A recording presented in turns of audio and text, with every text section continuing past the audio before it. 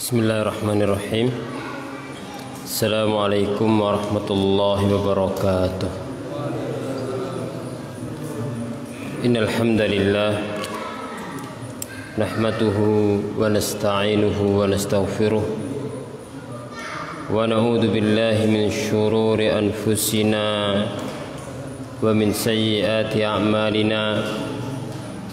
May yahdihillahu fala mudilla lahu ومن يضلل فلا هادي له أشهد أن لا إله إلا الله وحده لا شريك له وأشهد أن محمدا عبده ورسوله اللهم صل وسلم وبارك على نبينا محمد وعلى آله وصحبه أجمعين ومن tabi'ahum bi ihsanin ila yaumiddin, amma ba'du. Ma'asyiral muslimin, para jamaah sekalian, para hadirin rahimakumullah. Alhamdulillah, kita bersyukur kepada Allah Subhanahu wa taala yang menjadikan kita umat Islam, umat Nabi Muhammad sallallahu alaihi wasallam. Dan ini merupakan nikmat agung, karena agama Islam tidak Allah berikan kepada setiap manusia, tapi Allah berikan kepada para hamba pilihannya. Kemudian kita bersyukur juga kepada Allah yang menjadikan kita para penuntut ilmu agama, yang mana ini juga nikmat yang tidak Allah berikan kepada setiap muslim, apalagi setiap manusia.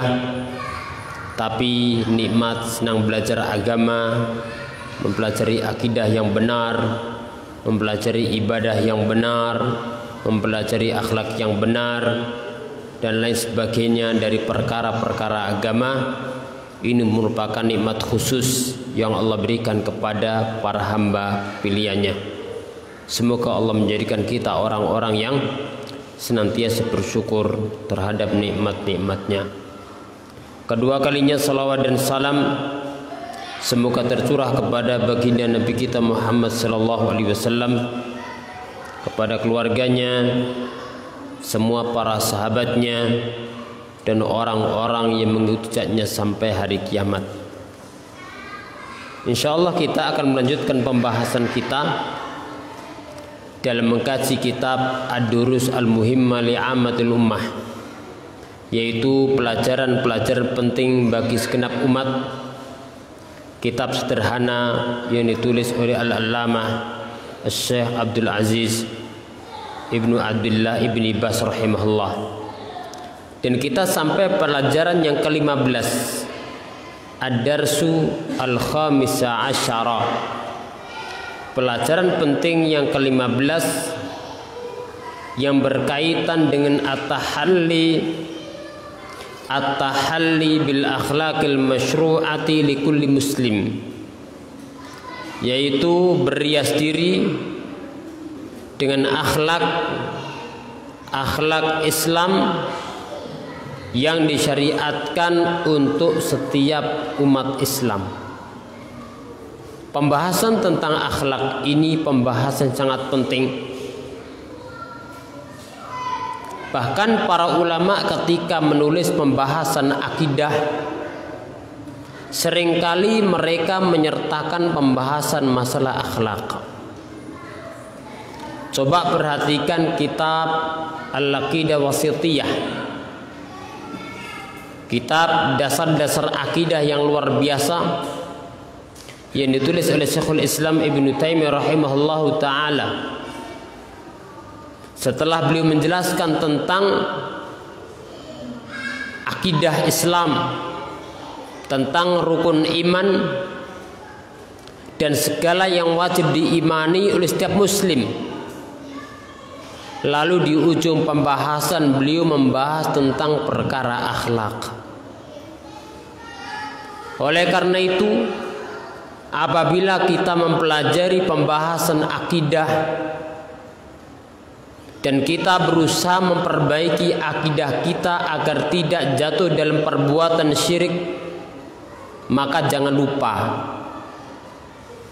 akidah itu bukan pohon kosong daun kosong buah,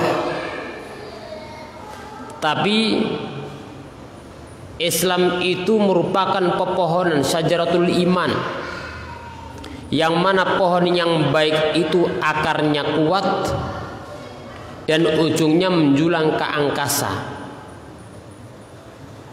Maka sebagian pohon itu ada akarnya, ada batangnya, ada cabangnya, ada rantingnya, ada daunnya, ada buahnya.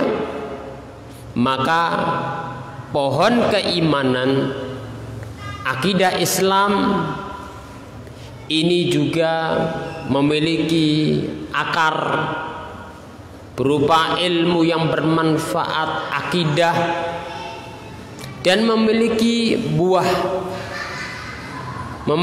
yang baik, yaitu seperti akhlak dan adab yang baik. Nah, di dalam kitab ini Fadilatu Syekh Al-Allamah Abdul Aziz Ibnu Baz rahimahullah, setelah membahas pembahasan tentang surat Al-Fatihah dan surat-surat pendek dari juz amma.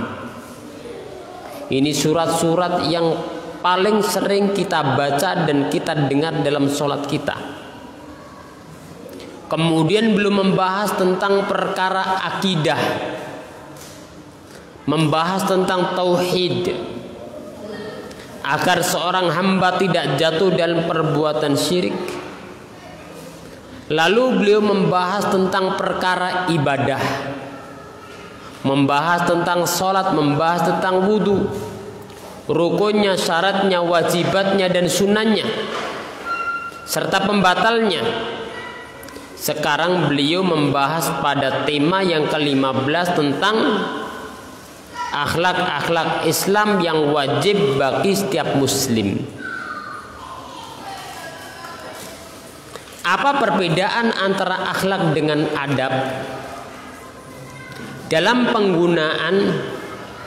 penggunaan akhlak dan adab itu sering ada kesamaan.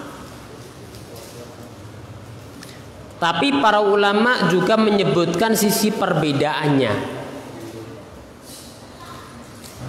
Kalau sisi perbedaannya, kalau akhlak itu ada yang terpuji dan ada yang tidak terpuji. Kalau akhlak itu ada yang terpuji dan ada akhlak yang tidak terpuji. Ada akhlakun mahmudah dan ada akhlakun mazmumah. Ada akhlak yang terpuji dan ada akhlak yang tidak terpuji. Tapi kalau adab, semuanya adalah terpuji. Ini dari satu sisi perbedaannya. Sisi yang lainnya, kalau akhlak itu sebagiannya itu jibillah. Seorang hamba memang diberikan tabiat dengan sifat-sifat baik tadi.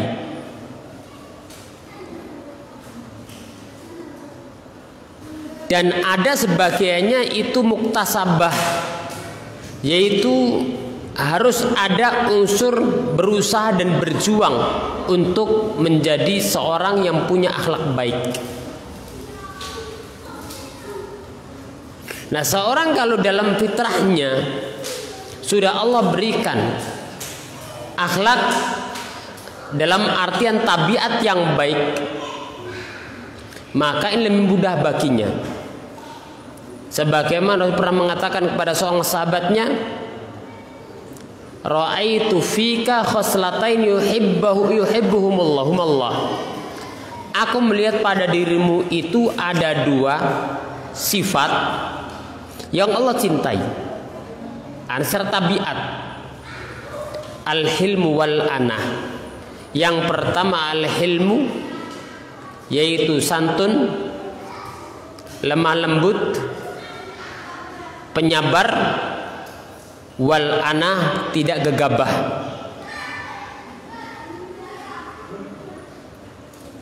Tenang. Ini terkadang ada pada diri seorang hamba secara jibillah, secara fitrah. Kalau seorang Allah berikan sifat secara jibillah, itu dengan ngalir dia mudah untuk menjadi orang punya sifat demikian. Tapi sebagiannya itu muktasabah, harus dengan adanya perjuangan, adanya berusaha. Ini lebih berat, akan tapi bisa jadi pahalanya lebih besar karena ada unsur perjuangan, suatu usaha keras untuk menjadikan suatu yang bukan tabiatnya, tapi karena itu baik dia berusaha untuk menjadi orang yang punya akhlak mulia tadi. Ini mana akhlak.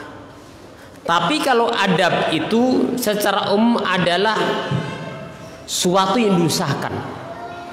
Adab tidur, seorang berusaha menjaga bagaimana adab tidur. Belajar, ini terpraktekkan.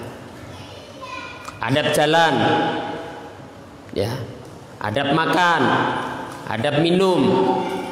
Berdiri, enggak, duduk. Nggak boleh mubazir, nggak boleh berlebihan, ada perjuangan. Jadi itu sisi penggunaan al-adab dengan al-akhlak. Sehingga al-muallif pada pelajaran yang ke-15 membahas tentang akhlak. Tapi pada pelajaran yang ke-16 beliau membahas tentang adab-adab Islam.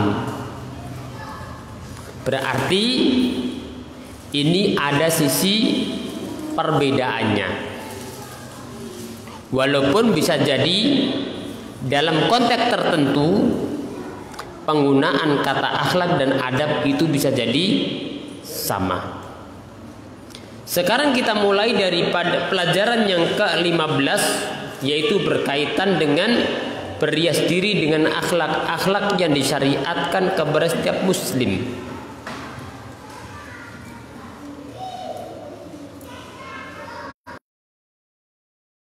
Arahnya Syekh Abdul Razzaq hafizahullah taala Al-Badr Al-Abbad.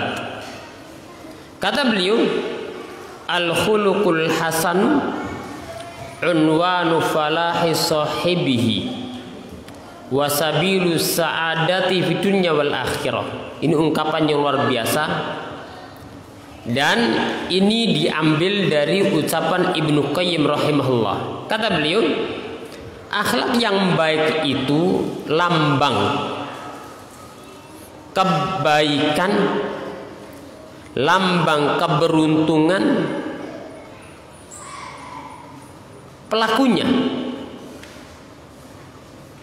Jadi seorang apabila memiliki akhlak yang baik, berarti pada diri orang tersebut ada tanda-tanda orang tersebut adalah beruntung. Wasabilu sa'adati fid dunya wal akhirah. Dan akhlak yang baik merupakan jalan kebahagiaan di dunia dan di akhirat. Maka seorang apabila memiliki akhlak yang baik, berarti ada dalam dirinya tanda-tanda bahkan dia telah mendapatkan jalan kebahagiaan dunia dan di akhirat. Famastujlibatil khairatu fid dunya wal akhirah bimithlihi wa mastudfi'atis syurur fihima bimithlihi. Kata beliau, tidaklah ada kebaikan-kebaikan dunia akhirat yang bisa diraih seperti lewat jalur akhlak. Artinya untuk meraih kebaikan dunia dan di akhirat tidak lepas dengan jalur akhlak yang baik. Wa mastudfi'atish syurur fihi ma bimithli, dan tidaklah keburukan-keburukan itu bisa ditolak, baik keburukan duniawi maupun keburukan ukhrawi, kecuali dengan melewati jalur akhlak yang baik.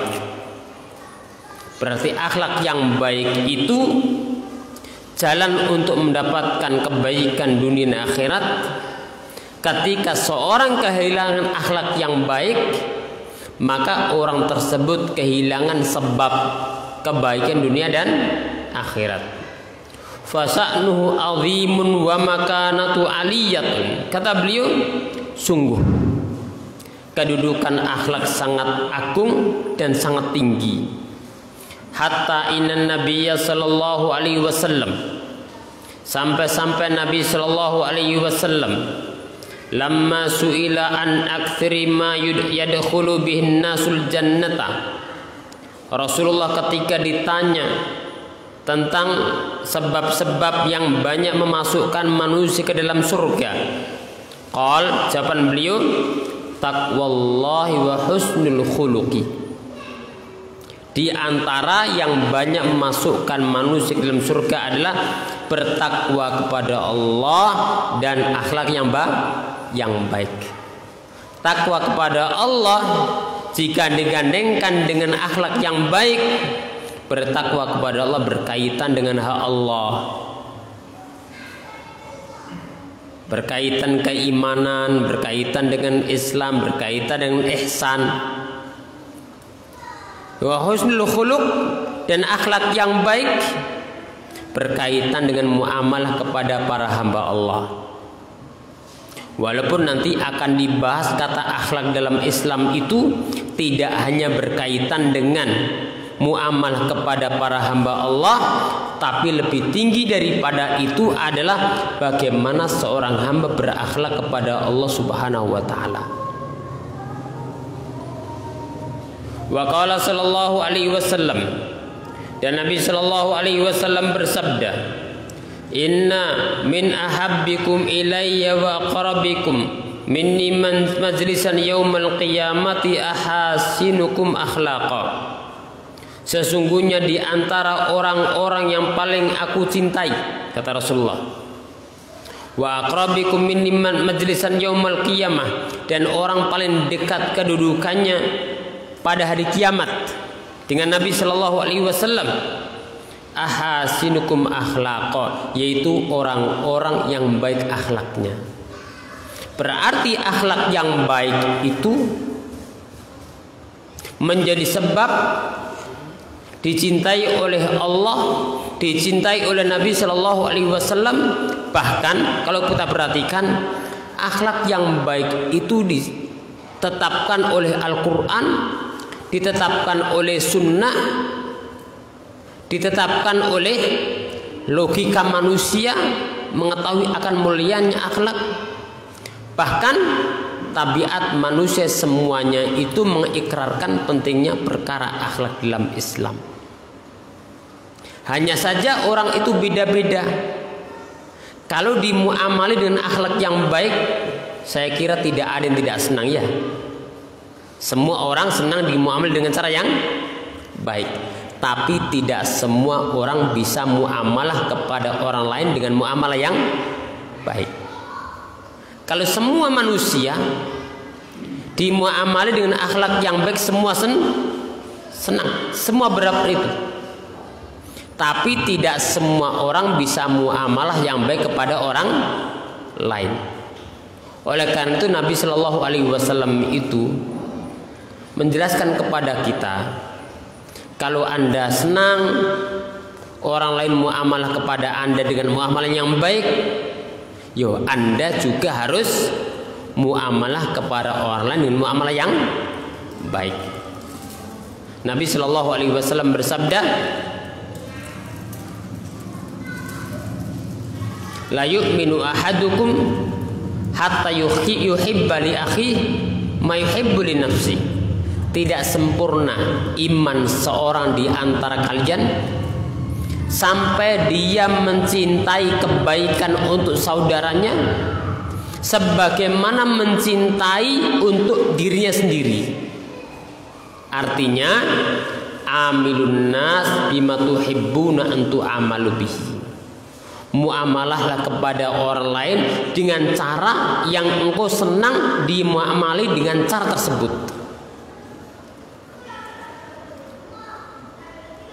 Inilah keindahan agama kita. Kemudian dalam hadis yang lainnya yang diriwayatkan Imam Ahmad dan yang lainnya dan tercantum dalam silsilah sahihah, innama bu'ithu liutammima salihal akhlaq. Dalam lafaz yang lainnya makarimal akhlaq. Sesungguhnya aku diutus untuk menyempurnakan akhlak yang baik. Diperintahkan untuk menyempurnakan akhlak yang baik. Wajaan wa hadis katsir, dan banyak hadis Nabi yang menjelaskan tentang keutamaan akhlak dan tingginya kedudukan akhlak dan banyaknya manfaatnya dan buahnya yang bisa dipetik oleh orang yang menjalankannya, baik dalam kehidupan dunia maupun berkaitan dengan kehidupan akhiratnya. Maka seorang muslim ketika berakhlak yang baik itu bukan sekedar itu niatnya supaya cocok dengan manusia, bukan supaya tidak ada masalah dengan manusia, tapi seorang muslim ketika bermuamalah dengan akhlak yang baik itu dasarnya adalah karena ini perintah Allah, ini perintah Nabi Shallallahu Alaihi Wasallam. Karena manusia kalau muamalah yang baik kepada manusia, tujuannya karena manusia itu berbolak-balik. Di satu tempat dia berakhlak yang baik, pindah tempat dia akan berubah. Dan dia akan mendapatkan hanya perkara dunia.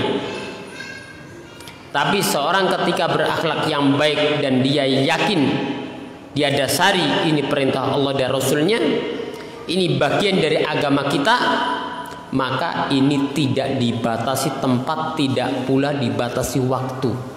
Karena Islam memerintahkan berakhlak dengan akhlak yang baik itu kapan saja dan di mana saja.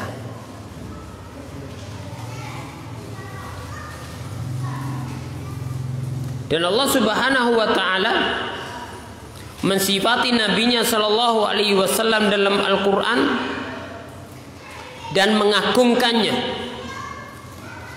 bahwa Rasulullah itu orang yang di atas akhlak yang baik. Wa innaka la'ala khuluqin azim. Coba perhatikan ayat ini. Wa innaka, dan sesungguhnya engkau wahai Muhammad sungguh berada di atas akhlak yang agung. Untuk menjelaskan Rasulullah itu akhlaknya baik, Allah menyebutkan dengan kata-kata penguat al-mu'akkidat. Yang pertama, inna, sesungguhnya, itu kan penguat. Yang kedua, Allah mengurangi lam taukid, sungguh, sungguh. Kemudian di atas akhlak azim yang agung, 3 penguat. Ditambah lagi kalau kita belajar bahasa Arab, ini susunannya jumlah ismiyah. Jumlah ismiyah itu kekuatan maknanya lebih tinggi daripada jumlah fi'liyah. Berarti ada 4 penguat untuk menjelaskan bahwasanya Nabi Muhammad SAW itu di atas akhlak yang baik. Dan para rasul memang memiliki akhlak seperti ini. Karena akhlak yang baik itu jembatan untuk menebarkan akidah, jembatan untuk menyebarkan Islam, jembatan untuk menyebarkan tauhid. Kalau seorang hanya merasa cukup, yang penting tauhidnya baik, tidak syirik, merasa di atas sunnah, ibadahnya tidak bid'ah, tapi kemudian akhlaknya berantakan, ini akan menyemarkan nama baik Islam. Loh, katanya akidahnya baik kok ternyata akhlaknya rusak. Maka ini kita hindari.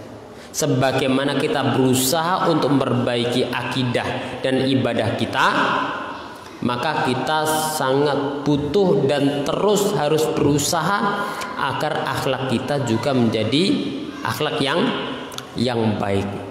Setiap bertambah ilmu kita, bertambah baik akhlak kita, semakin bertambah pemahaman kita, semakin baik pula akhlak kita.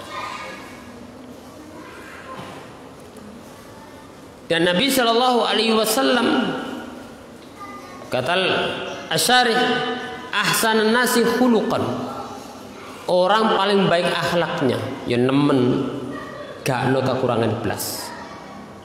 Wa akmalahum adaban, dan adabnya paling sempurna. Wa atyabahum muasyaratan, dan muamalahnya paling baik. Wa ajmalu muamalatan, salawatullah wassalamu alaihi barakatuh alaihi, muamalahnya paling baik. Wa kana qudwatan lil ibad fi kulli khuluqin karim wa adabin rafi'in wa muamalatin hasanah. Rasul itu qudwah bagi para hamba pada setiap akhlak dan adab serta muamalah yang baik. Qudwah. Laqad kana lakum fi rasulillahi uswatun hasanah liman kana yarjullaha wal yawmal akhir wa dzakarallaha katsira. Dan sungguh pada kalian Muhammad, sungguh ada bagi kalian pada Rasulullah itu suri tauladan yang baik. Rasulullah suri tauladan bagi siapa? Qal liman kana yarjullah wal yaumil akhir, bagi orang yang mengharapkan Allah dan hari akhir dan banyak ingat Allah Subhanahu wa taala. Wa babul khuluqi fi syari'ati babun wasi', la yahtassu fit ta'amul ma'al makhluk. Perhatikan ini, pembahasan akhlak dalam syariat Islam itu pembahasannya luas, tidak terbatas pada masalah muamalah kepada para makhluk. Balil khuluq wal adabu yakunu bainal abdi wa baina rabbih. Bahkan akhlak dan adab yang baik itu bersangkutan dengan hubungan antara seorang hamba dengan Tuhannya bersama Allah. Wa yakunu ma'ar rasul, berkaitan dengan akhlak dan adab bersama Rasul. Allah punya hak yang wajib kita berikan haknya, berarti itu akhlak kepada Allah. Rasul punya hak yang harus kita berikan haknya, berarti kita perlu berakhlak kepada Rasul Shallallahu Alaihi Wasallam.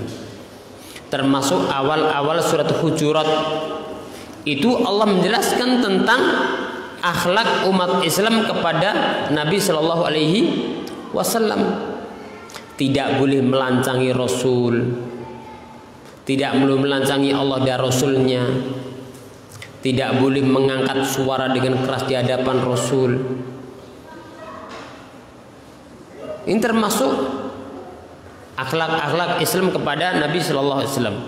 Wa yakunu bainal ibad, dan akhlak itu ada kalanya berkaitan masalah muamalah seorang hamba dengan hamba yang lainnya. Walihada, oleh karena itu, fa inna kullaman ya'budu ghairallah khuluquhu min afsadil akhlaq. Oleh karena setiap orang yang menyembah selain Allah, berarti akhlaknya adalah akhlak paling rusak. Ya. Wa aina al khuluqu fi rajulin khalaqahu Allah wa amadu bi rizqi wa tafaddala bi ni'mati wa maddahu bil ata'i was sihhati wal afiyah summa yalja'u ila ghairillah wa yasriful ibad li ghairillah. Kata beliau, di mana akhlak seorang yang Allah ciptakan dia, orang itu Allah ciptakan dan Allah berikan padanya rezeki dan Allah berikan padanya nikmat, Allah berikan kesehatan, Allah berikan keselamatan, lalu dia kembali kepada selain Allah, berkesimpuh kepada selain Allah, dan dia memberikan ibadahnya kepada selain Allah. Apakah orang semacam ini berakhlak? Tentu tidak. Oleh karena itu, coba perhatikan di antara orang-orang di masa jahiliyah itu ada orang-orang yang terkenal dengan akhlaknya yang baik berkaitan dengan manusia, tapi ternyata tempatnya dia di neraka. Contoh Abu Thalib, pamannya Nabi Shallallahu Alaihi Wasallam, terkenal pimpinan di kalangan orang-orang Quraisy. Bahkan Nabi memuji orang yang meramut anak yatim. Tapi perhatikan, yang diramut oleh Abu Thalib siapa? Nabi Muhammad Sallallahu Alaihi Wasallam. Dalam masalah muamalah dengan manusia tidak ada masalah dia. Tapi karena dia tidak memberikan hak Allah, dia tidak memurnikan ibadah kepada Allah, dia tidak mau masuk Islam, maka akhlak berkaitan dengan manusia tidak ada manfaatnya saat dia tidak berakhlak kepada Allah dengan tidak menyembah murni kepada Allah Subhanahu wa ta'ala. Walihada, oleh karena itu, fa inna fasadal khuluqi mulazimun li syirki fa kullu musyrikin fasidul khuluqi li'anna syirkahu juz'un min fasadil akhlaqi bal wa asna'u ma yakunu fi fasadil akhlaqi fala yuqtarru bi ba'dil muamalatil hasanatil lati yakunu alai ba'dul kuffar. Kata beliau, oleh karena itu rusaknya akhlak itu senantiasa mengiringi perbuatan syirik. Maka setiap orang yang menyekutukan Allah sebenarnya dia akhlaknya adalah rusak. Karena ketika dia menyekutukan Allah, berarti ini bagian daripada akhlaknya rusak. Karena tidak memberikan akan hak Allah, memberikan hak Allah kepada selain Allah. Bahkan seorang yang beribadah kepada selain Allah berbuat syirik, ini sekecil-kecil perbuatan akhlak yang tercela. Oleh karena itu kata beliau Abdul Razak Al-Abad Al-Badr, janganlah seorang di antara kalian umat Islam tertipu dengan muamalah yang baik yang dilakukan oleh sebagian orang kafir. Orang kafir kadang-kadang punya muamalah yang baik apa tidak? Berkaitan dengan manusia terjadi. Oleh karena itu jangan tertipu. Dia mendapatkan manfaat di dunia dengan tidak terjadi masalah dengan manusia, tapi dia lupa dengan Allah Subhanahu wa ta'ala. Dan ini juga perlu kita ambil manfaat. Kalau sebagian non muslim itu dia memiliki muamalah yang baik kepada manusia, tujuan mereka duniawi, maka kita umat Islam hendaknya berusaha muamalah yang baik juga kepada manusia. Tujuan kita adalah ibadah kepada Allah Subhanahu wa ta'ala. Li'anna li masalih dunyawiyah wa maqasid aniyah. Karena orang kafir itu ketika muamalah baik kepada manusia, tujuannya hanya maslahat duniawi, dan tujuannya adalah tujuan yang sementara di dunia. La yarjuna alayya syai'an indallah. Mereka tidak berharap sedikit pun di sisi Allah Subhanahu wa taala. Tidak ada iman. Wa thawaban yauma liqa'ahu. Dan mereka tidak mengharapkan pahala pada hari perjumpaan dengan Allah, yaitu hari kiamat. Karena mereka tidak ada iman.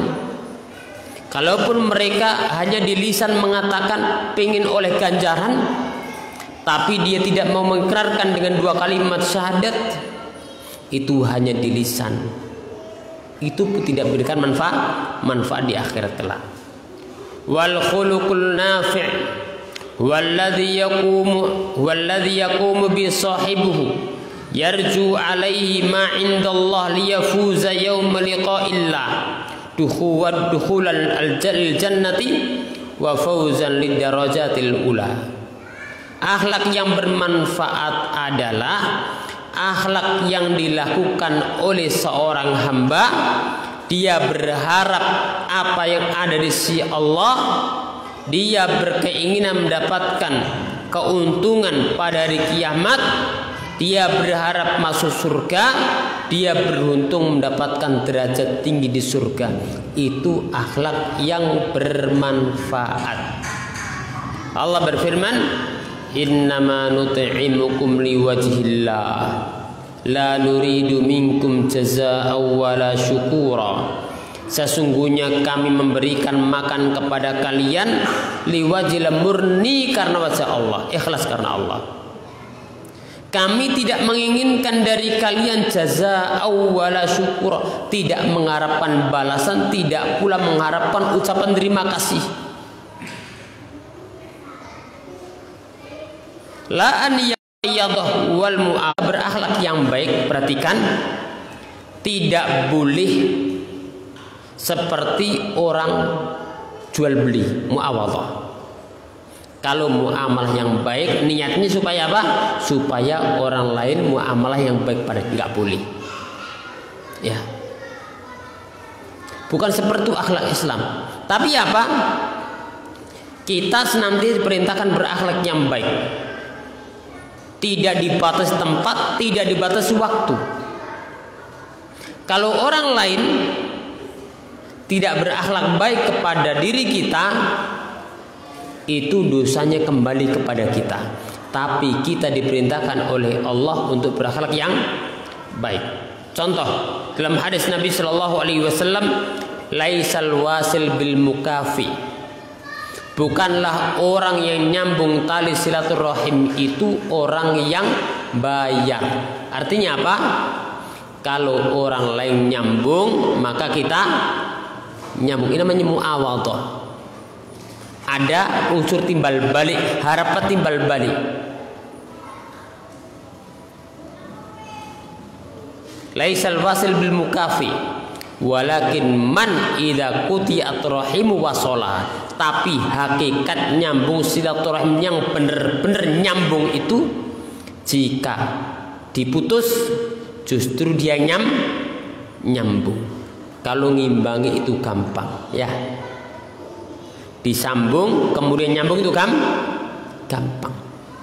Tapi tatkala putus tali silaturahim kemudian dia nyambung itu lebih sulit, sehingga lenyap lebih. Makanya ketika ada orang yang masalah dengan saudara muslimnya, orang yang mengatakan wa khairuhuma alladzi yabda'u bisalam, yang terbaik antara dua muslim yang ada masalah ada yang mengawali salam, berarti nyambung.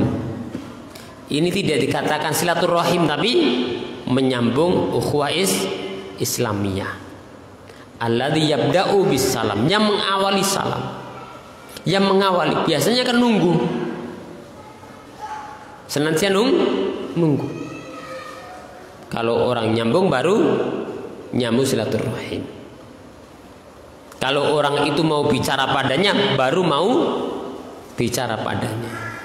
Kalau orang itu nyalami baru dia mau nyalami.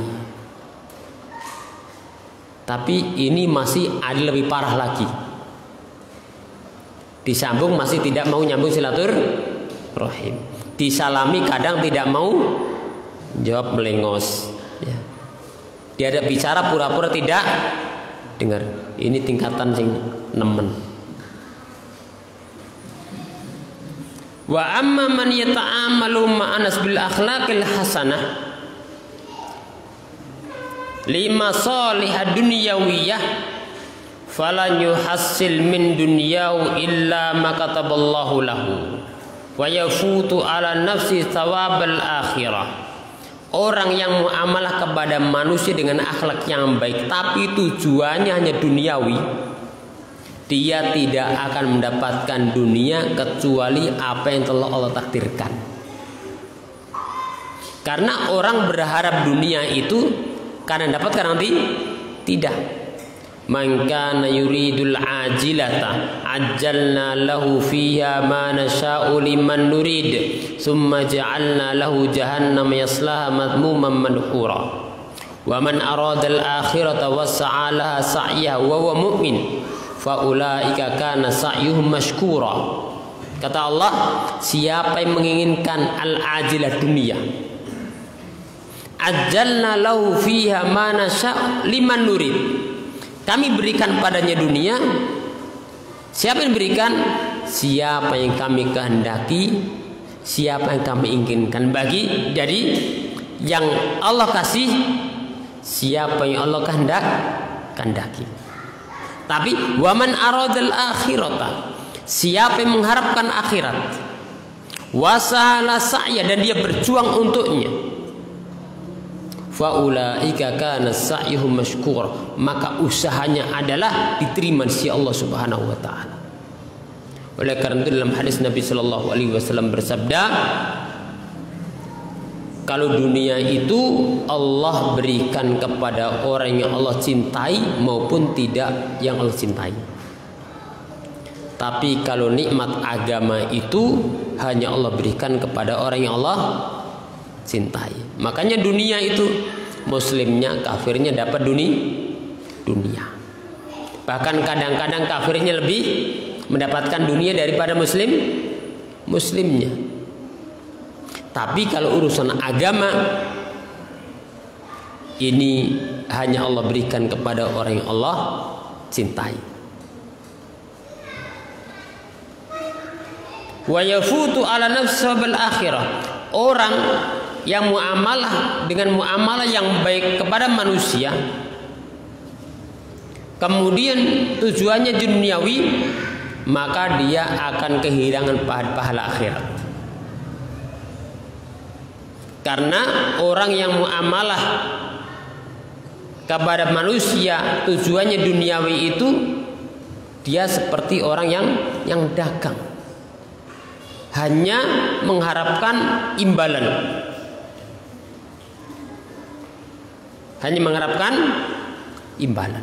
Tapi seorang muslim ketika muamalah dan akhlak yang baik itu tidak dibatasi waktu maupun tempat. Makanya ada sebagian orang itu ketika di negaranya disiplin, ya kan? Dia disiplin. Tapi ketika pindah berubah total. Kenapa? Karena di sana adalah hanya tujuan dunia. Tapi seorang muslim tidak. Kalau di negaranya dia tidak memakan makanan yang haram, ketika pindah tempat juga tidak makan yang haram. Ketika di negaranya dia taat aturan, pindah tempat juga taat aturan selama tidak melanggar agama Allah Subhanahu wa taala. Itu bedanya. Li'anna minan nas man la yuhsinu raddal jamil wa la yuhsinu muamalatal muhsin bil ihsan. Bal fin nas man huwa laimut tab'i. Kata beliau, di antara manusia itu ada orang yang tidak bisa membalas kebaikan. Jadi ketika seorang muslim muamalah yang baik kepada manusia tujuannya adalah agama, baik orang balas atau tidak, tapi seorang muslim kalau ada yang baik padanya diperintahkan untuk apa? Membalas dengan balasan yang baik. Jangan sampai tidak bisa membalas kebaikan dengan yang lebih baik. Makanya kalau dalam hadis Rasul menyebutkan, apabila Anda tidak bisa memberikan balasan, jangan lupa ucapkan jazakallahu khairan. Itu merupakan bagian daripada balasan. Masalah salam disuruh jawab dengan yang baik. Idza hayyitum bi tahiyatin fahayyu bi ahsana min au rudduha. Jawablah dengan jawaban lebih baik atau setimpal. Idfa billati ya ahsan fa idzal ladzi bainaka wa bainahu adawatun ka'annahu waliyyun hamim. Tolaklah dengan cara yang terbaik. Apabila di antara kalian ada permusuhan, bisa jadi nanti seperti sahabat yang setia. Idfa billati ahsan. Ini menunjukkan apa? Menunjukkan kita diperintahkan muamalah yang baik, tapi jangan lupa balas kebaikan itu juga diperintahkan. Wala tansabul fadla bainakum, ini kaidah. Jangan lupa kemuliaan orang lain di antara kalian. Jangan pernah lupa. Orang yang berbuat baik jangan mengingat-ingat kebaikannya kepada orang lain.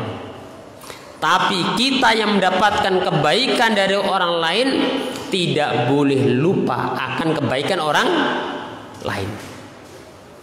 Wala tansabul fadla bainakum. Jangan kalian lupa akan kebaikan orang lain. Jangan lupa kebaikan antara kalian.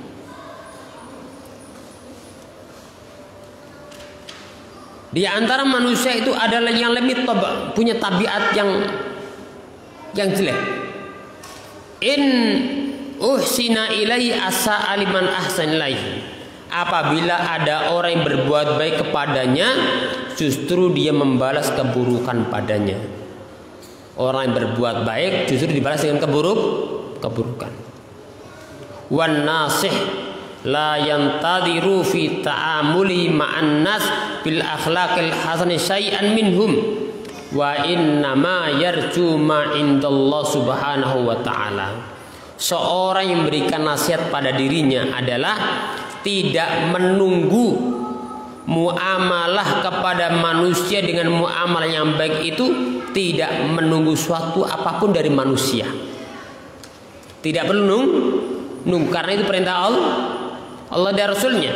Tapi dia mengharapkan apa yang ada di sisi Allah. Jadi niatnya itu memang akhirat.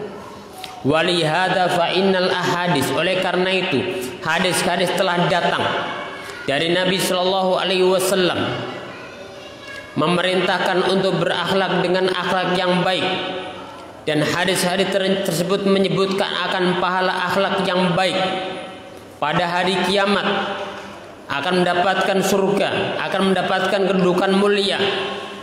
Fakullama hasuna khuluqul mar'i taqarruban ilallah bihi azuma thawabuhu wa ajru indallah tabaraka ta'ala. Semakin baik akhlak seorang hamba dalam rangka mendekatkan diri kepada Allah, maka semakin banyak dan semakin agung pula pahalanya di sisi Allah Subhanahu wa taala. Fa idza lam yuf'al min ajlillah wa talabir ridha wa innama fu'ila min ajli masalihid dunya fa innahu la yadkhulu fi salih amalil abdi.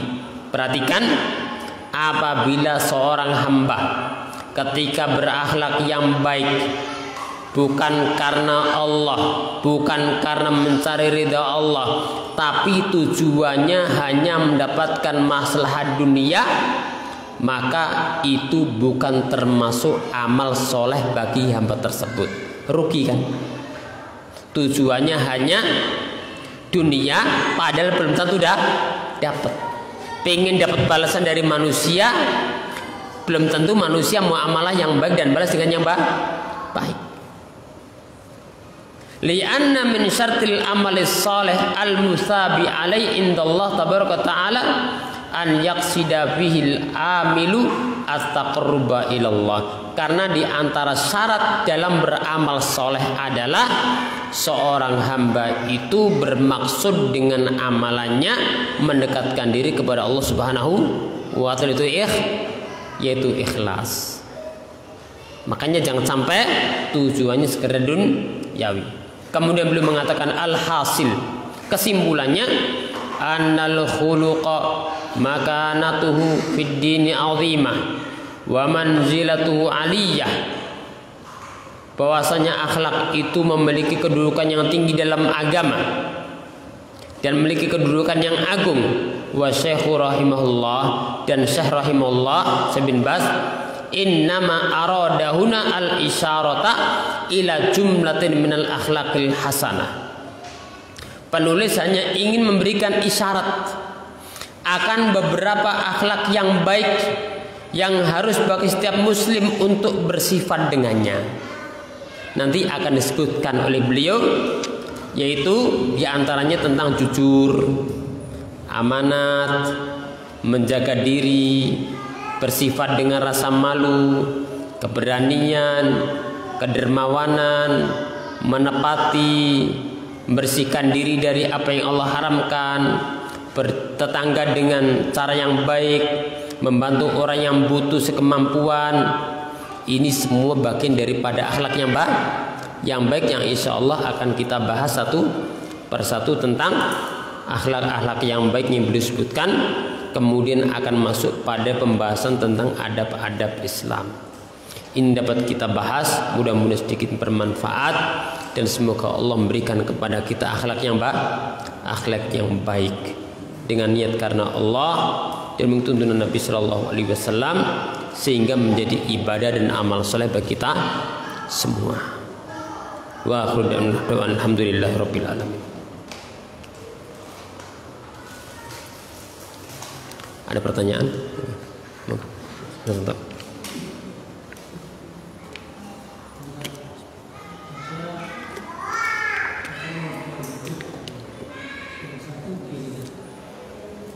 Gimana?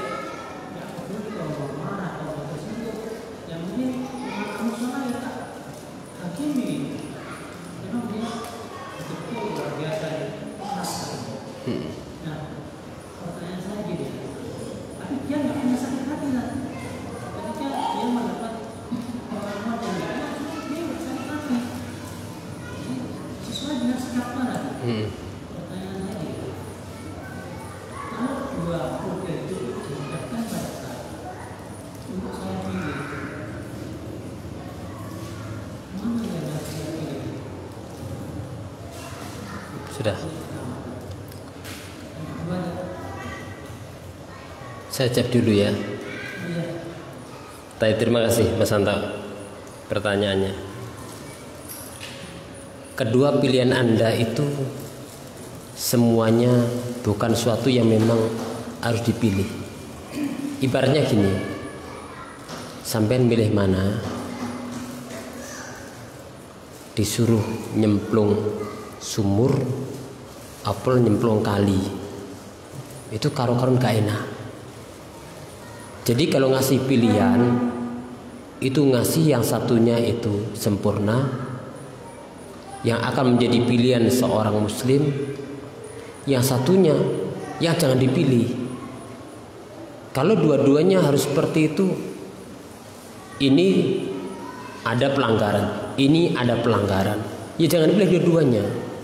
Makanya iman menurut Ahlussunnah itu adalah qaulun bil lisan, ucapan dengan lisan, wa'tiqadun bil janan, keyakinan dengan hati, wa amalun bil arkan, dan amal dengan anggota badan.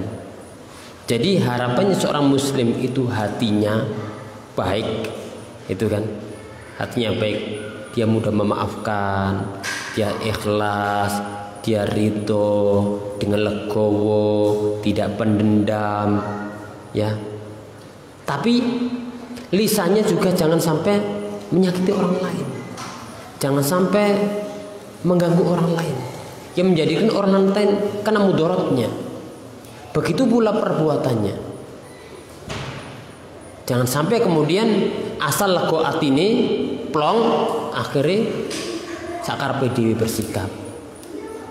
Daripada saya nyimpen di dada, mending tak lempar rumahnya orang, kan nggak bagus juga. Itu namanya mementingkan dirinya sendiri, tidak perlu dengan orang lain, kan gitu kan. Daripada tak simpen, mending tak labrak orang itu, walaupun bukan pada sasarannya. Yang penting aku lego, itu kan salah. Tapi bagaimana hatinya yang baik, tapi mengungkapkan juga cara yang baik, dalam sikap juga demikian. Itu sebenarnya yang harus ditempuh.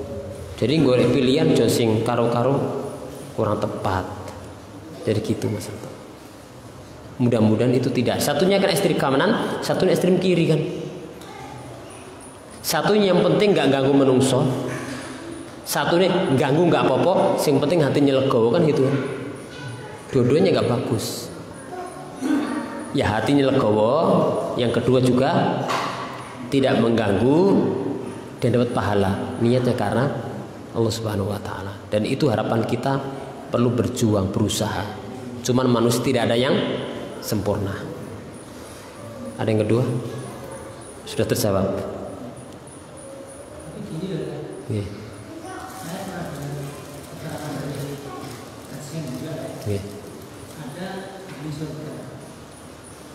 Katanya kata Rasulullah ada orang yang masuk di sini adalah di surga. Kemudian ditanya, ternyata jawabannya adalah ahli surga ini mengatakan dia tidak pernah sakit hati. Tidak hasad. Tidak hasad, hadisnya tidak pernah hasad pada manusia. Iya. Apakah orang tersebut ketika tidak hasad kemudian kalau ngomong semaunya, berbuat semaunya walaupun dirugikan orang? Enggak seperti itu. Iya.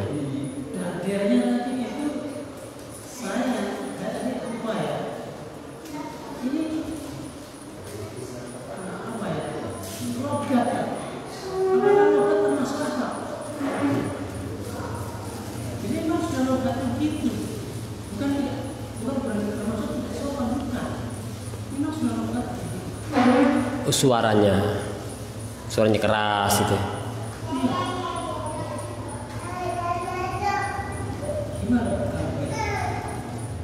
Kalau memang itu adalah suatu tabiat dan tabiat itu kurang baik, maka kita perintahkan untuk berusaha untuk merubah.